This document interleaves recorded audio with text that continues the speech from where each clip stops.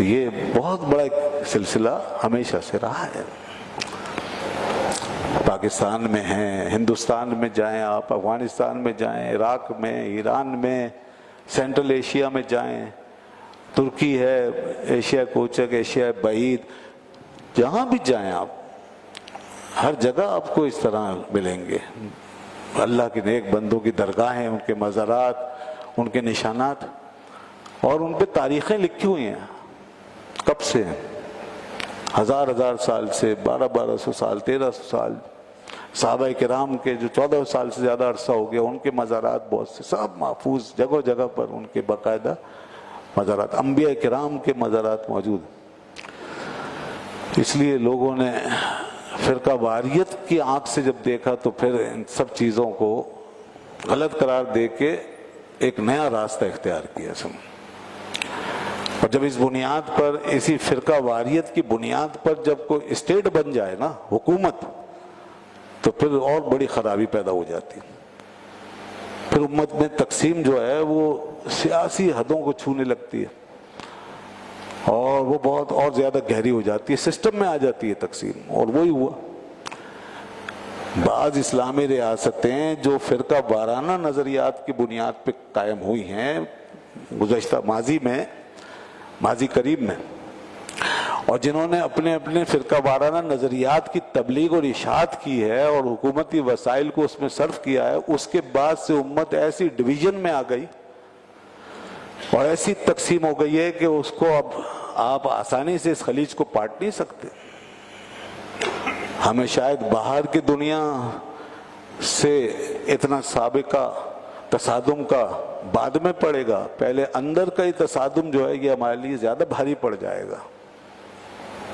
وجہ یہی ہے کہ جب فرقہ وارانہ نظریات کی بنیاد پہ یہاں تک معاملہ پہنچ جائے گا تو پھر پوری امت کے اندر دراڑ پڑ جائے گی، اور پڑ چکی.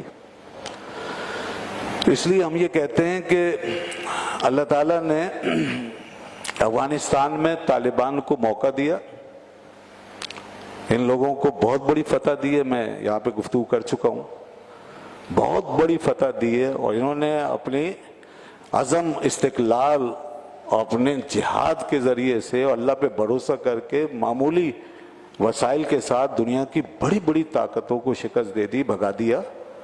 دنیا کی تاریخ بدل چکی ہے. لیکن اب جب یہ نیا دور شروع ہوا ہے، یہ بہت بڑا بریک تھرو ہے امت کے لیے اب، مگر اس کے اندر اب بہت احتیاط چاہیے. یہ دو دھاری تلوار ہے، یہ ہمیں کاٹ کے بھی رکھ سکتا ہے معاملہ. کیوں؟ ایک تو یہ کہ ان کو اپنے اندر کا اتحاد باقی رکھنا پڑے گا. ہاں، ان کو اپنے اندر کا اتحاد باقی رکھنا پڑے گا. اگر ان کے اپنے اندر کلیش ہو گیا اور یہ آپس میں لڑ گئے تو یہ ساری 20 سال کی جدوجہد قربانیاں خاک ہو جائیں گی. اور دوسری چیز یہ جس کا انہیں خیال رکھنا ہے، اور آپ بھی اور ہم بھی یہ ذہن میں رکھیں، کہ یہ اس حکومت کو فرقہ وارانہ بنیادوں پہ قائم نہ کرے، وہ پریکٹس نہ کرے جو اس سے پہلے بعض اسلامی ممالک کر چکے ہیں، اور انہوں نے اسلام کا نام لے کے فرقہ وارانہ بنیادوں پہ حکومت بنائی اور امت کو ڈیوائیڈ کر دیا. یہ اس راستے پہ نہ چلیں اور امت سے نہ ٹکرائیں. اپنے کسی مخصوص نظریے کو امت پہ مسلط نہ کریں. جس اسلام کا نعرہ لگایا ہے اسی اسلام پہ قائم رہیں، اور جو ریاست اسلامی بنائی ہے اسی کو لے کے آگے بڑھیں، اور پوری امت کی نمائندگی والا ذہن بنائیں. تو آگے لیڈ کرنے کے لیے دنیا میں یہ یا کوئی بھی جا سکتا ہے. تو یہ بڑا خطرہ ہوتا ہے کہ کہیں فرقہ وارانہ قسم کی آپ نظریاتی کشمکش میں الجھ گئے اور آپ نے کسی مخصوص ایجنڈے پہ کام شروع کر دیا کہ جی آپ کہ امت کے ایک بڑے طبقے کو آپ نے فتویٰ لگا کر کے دین سے باہر نکال دیا، جیسا کہ پہلے ریاستیں کر چکی، اور انہوں نے یہی سمجھا اور یہی سمجھایا دنیا کو کہ ہم مسلمان ہیں، باقی سارے کافر ہیں. دیکھیں نا، ان بنیادوں میں یہ چیز شامل ہے، اور یہ چیز باقاعدہ اسی بنیاد پہ وہ آگے بڑھے، اور اسی بنیاد پہ انہوں نے پیسہ خرچ کیا یہاں تک کہ وہ لڑائی یہاں اس ملک میں پاکستان جو نیوٹرل انداز میں چلنا چاہتا ہے یہاں تک اتر آئی، اور جس کے بعد ہمارے درمیان ہی وہ کچھ تو خون ہوا ہے کہ نہ مسجد بچی ہے نہ کوئی امام بارگاہ، تو سب کچھ پامال ہو گیا، سب کچھ ہمارے اپنے ہاتھوں سے حرمتیں پامال ہو گئے۔ وجہ کیا ہے؟ وجہ یہی کہ جس دن یہ سوچیں گے کہ ہم مسلمان ہیں باقی سارے کافر مشرک بدعتی، بس وہی کام خراب ہو جائے گا۔ اس لیے اس چیز کو اپنے اندر نہ آنے دیں۔ یہ حضرات اگر اس چیز کو اپنے اندر نہیں آنے دیں گے اور نیوٹرل انداز میں صرف دین حق کی ترجمانی کریں گے اور امت مسلمہ کے ایشوز کو لے کے چلیں گے اور مسلمان کو مسلمان سمجھیں گے، امت کو امت سمجھیں گے۔ دیکھیے کوئی کام نہیں ہو سکا امت کے لیے، اسلام کے نام پر حکومتیں بنی، امت کے لیے کوئی کام نہیں ہوا، فساد ہوا، خون خرابہ ہوا، لیکن امت کے لیے کوئی کام نہیں ہوا۔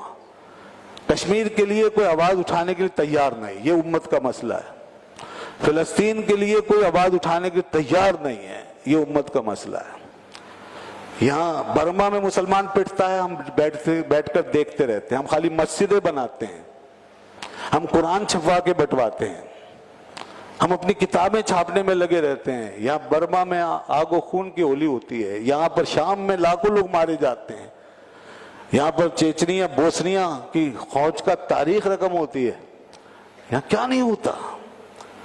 لیکن ہم لگے ہوتے ہیں مسجدیں بنائیں، اپنی اپنی مسجدیں بنائیں، اپنے اپنے قرآن پاک چھاپیں، اپنی اپنے ترجمے، اپنی اپنی کتابیں، یہ ہوتا ہے کام پہ۔ تو یہ موجودہ افغانستان کی اسلامی ریاست اس چکر میں نہ پڑے، یہ کوئی اسلام کی خدمت نہیں ہوگی۔ انہیں چاہیے کہ وہ امت کے ایشوز کو لے کے چلے اور نیوٹرل انداز اختیار کرے۔ پاکستان جو ہے اس اعتبار سے ہمیشہ نیوٹرل انداز میں چلا ہے پاکستان، مگر پاکستان کا اسلام کمزور ہے، پاکستان کا اسلام کمزور کر دیا گیا اور کیا جا رہا ہے، مگر پالیسی بہت اچھی ہے نیوٹرل، لیکن اس کے پیچھے سے دین کو ہٹایا جا رہا ہے، اور اب اور تیزی سے یہ تحریک چل رہی ہے اور ہمیں نیوٹرل نہیں لبرل بنایا جا رہا ہے۔ یہ ہماری کمزوری، ہمارا پیچھے سے جو معاملہ فلاپ ہو رہا ہے وہ یہ وجہ۔ تو اگر کوئی دنیا میں اس انداز سے آئے کہ عالم اسلام کے لیے ایک نیوٹرل پالیسی اپنائے اور امت کے مسائل اور ایشوز کو لے کے چلے اور پیچھے دین اور شریعت کے اوپر اپنے آپ کو مستحکم کرے اور اسلامی نظام قائم کرے اور اسی کے مطابق فیصلے کرے، تو انشاءاللہ پیچھے سے اللہ کی مدد آئے گی، آگے سے پوری امت کھڑی ہو جائے گی۔ لیکن اگر یہ نہیں کیا تو امت بڑھ جائے گی، تقسیم ہو جائے گی، مخالفت ہوگی، اور پھر جب امت بڑھ جاتی ہے تو اللہ کی مدد رک جاتی ہے۔ جب ہم آپس میں نادانیاں کر کے ایک دوسرے سے متصادم ہو جاتے ہیں، کلیش شروع ہو جاتے ہیں اور ایک دوسرے کے گلے کاٹنے لگ جاتے ہیں، تو پھر معاملہ خراب ہو جاتا ہے، پھر خدا کی مدد نہیں آتی، پھر کوئی بھی دشمن آرام سے ہمیں ہڑپ کر لیتا ہے۔ تو اس لیے یہ امت آج بے چین ہے، اس کو اپنے مسائل کی فکر ہے، جو امت کے مسائل ہیں وہ ہیں ہمارے ذہنوں پہ سوار۔ لہذا لوگ اپنے اپنی تبلیغیں کرنے کے بجائے، اپنی کتابیں چھاپنے کے بجائے، محض یا اپنے اپنے مسلک کی مسجد بنا کر وہاں ایسے نظریات پھیلانے کے بجائے کہ سب کو اسلام سے باہر نکالا جائے اور اپنے آپ کو ہی جو کہا جائے کہ بس ہم مسلمان ہیں، اس قسم کی مسجدیں بنانا، اس قسم کی تبلیغ کرنا، اس قسم کے زہر پھیلانے سے ہمیں بچنا ہوگا اور اس تقسیم سے ہمیں امت کو نکالنا ہوگا۔ ہم یہ کہتے ہیں دوستو، امت کا ایک راستہ واضح ہے، ہمارے سامنے ہے، ایک چیز چلی آ رہی ہے اور الحمدللہ اس پہ ہم کہتے ہیں کہ اس پہ سب کھڑے ہیں اور کھڑے رہنا چاہیے، اور وہ ہے داتا علی حجویری کا راستہ، وہ ہے خواجہ غریب نواز کا راستہ، وہ ہے بابا فرید شکر گنج کا راستہ، وہ ہے حضرت امام ربانی کا راستہ، وہ ہے اس امت کا راستہ۔ یہ وہ ہستیاں، وہ شخصیات ہیں، وہ ذوات قدسیہ کہ جن کی عظمت کا سکہ پوری دنیا پہ چھایا ہوا ہے۔ کیا مغرب کیا مشرق، دنیا آج ان کی عظمت کو سلام کرتی ہے۔ یہ ہمارے محسن ہیں، یہ ہمارے اصل محسن ہیں، انہوں نے ہمیں دین میں یہاں تک پہنچایا ہے، یہ نہ آتے تو ہم کس کے ہاتھوں مسلمان ہوتے۔ ان کا سب سے بڑا کارنامہ یہ ہے۔ اس لیے مسلمان تو مسلمان، اہل مغرب میں بھی جو ریسرچ ہوئی और जो स्कॉलर पैदा हुए और जिन्होंने मशरिकी उलूम पर तहकीक की, तो उन्होंने ये हिस्सा भी लिया, ये सब्जेक्ट भी जो है अपने सामने रखा कि तसव्वुफ तरीक़त क्या है और ये शख्सियात कौन हैं जिन्होंने इतने गहरे असरात छोड़े। बल्कि उनकी तहकीक का सबसे बड़ा मौजू यही ठहरा कि इन शख्सियात पर रिसर्च की जाए। आज पूरी दुनिया में मौलाना रूम रहमतुल्लाह अलैह की तालीमात की बात की जाती है, रूमियोलॉजी पढ़ाई जाती है। दाता साहब पे निकलसन ने बाकायदा बड़ी तहकीक की है, जो बरतानिया का मुस्तशरिक बहुत बड़ा स्कॉलर हुआ, उसने तहकीक की और उसने सबसे पहले आपकी ज़िंदगी और हालात का बड़ा गहराई से जायज़ा लेकर तहकीक करके अपना तहकीकी मुबाशाया किया और अंग्रेज़ी में बेहतरीन तर्जमा किया आपकी किताब कशफुल महजूब का। इसी तरह रूस के बाज़ लोगों ने इस पर काम किया, कशफुल महजूब शरीफ। तो ये हमारा सबसे बड़ा विरसा है, ये शख्सियात, ये बुजुर्गान, इनकी तालीमात। इसी तरह ऊपर तक हम सहाबा किराम, अहले बैत अथहार, देखिए सारा मसला यहीं से होता है शुरू। बाज़ लोग जो हैं वो अहले बैत का दामन पकड़ लेते हैं तो सहाबा किराम को नहीं मानना चाहते, बाज़ सहाबा किराम से चिमट कर कहते हैं अहले बैत को नहीं लेंगे। ये मसले सारे यहीं से शुरू हुए हैं। बाज़ आगे आकर जी औलिया किराम कहाँ से आ गए जी, हटाओ इनको, मैं नहीं मानता, ये शिरक है, वो शिरक है, ये बेदत है, ये शुरू हो जाता है। बस सारे मसले इसी तरह के हैं।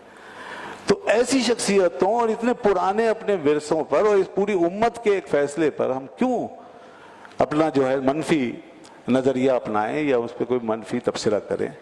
हमें चाहिए कि इसको इस तरह देखें पॉजिटिव अंदाज में और ये समझने की कोशिश करें कि आखिर वो क्या चीज़ है जिससे कि लोग इतने इनसे मुतासिर हुए और इनका फैज़ इतना आम हुआ। तो दाता साहब की तालीमात में क्या चीज़ थी। तो मैंने जैसा कि पहले कहा कि ज़िंदगी गुजारने का तरीका दे गए ये लोग, ये खल्क के दरमियान रहने का तरीका सिखा गए और खल्क को हक से मिल जाने का रास्ता बता गए। खल्क और खल्क को जोड़ गए और फिर खल्क को हक से मिला गए। ये इनका सबसे बड़ा कारनामा था।